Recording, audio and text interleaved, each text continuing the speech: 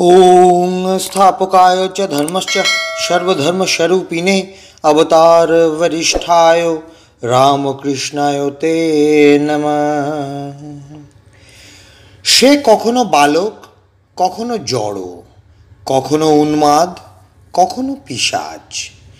সে তখন নিয়মাতীত, তার সর্বত্র ব্রহ্মময়। তার লজ্জা, ঘৃণা, ভয়, ভাবনা কোনো গুণেরই আঁট নেই। সে কখনো বা জড়ের মতো চুপ করে বসে থাকে, কখনো বা হাসে, কাঁদে। এই বাবুর মতো সাজে গোজে খানিক পরে আবার বগলের নিচে কাপড়ের পুটুলি পাকিয়ে ঘুরে বেড়ায়। ডোবার জল আর গঙ্গা জল সমান দেখে। দক্ষিণেশ্বরে মন্দির প্রতিষ্ঠার কিছুদিন পরে এক পাগল এসে উপস্থিত।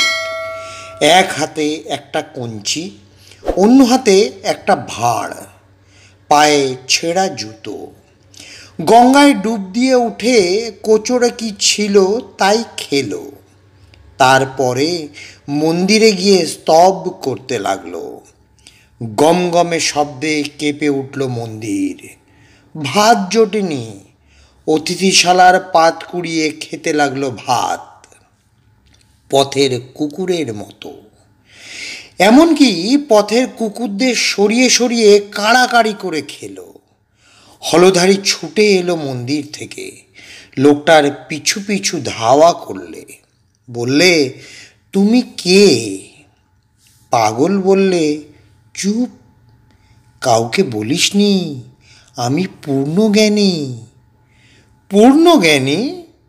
হ্যাঁ, তোকে বলে যাই, যেদিন এই ডোবার জল আর গঙ্গা জলে কোনো ভেদ বুদ্ধি থাকবে না, তখনই বুঝবি পূর্ণ জ্ঞান হয়েছে। বলেই পাগল চলে গেল কোন দিকে। ঠাকুর সব শুনলেন। ভয়ে মাকে বললেন, মা, আমারও কি তবে এমনি হবে? ভয় কি? মার মুখে সেই অভয়ঙ্কর প্রসন্নতা। চুম্বকের পাহাড়ের কাছ দিয়ে জাহাজ চলে গেলে জাহাজের আর কি থাকে? তার কলকবজা, স্ক্রু, বল্টু, লোহা, লক্কর সব আলাদা হয়ে খুলে যায়। তেমনি তোর যখন ঈশ্বর দর্শন হবে, তখন তুই আর তুই থাকবি না।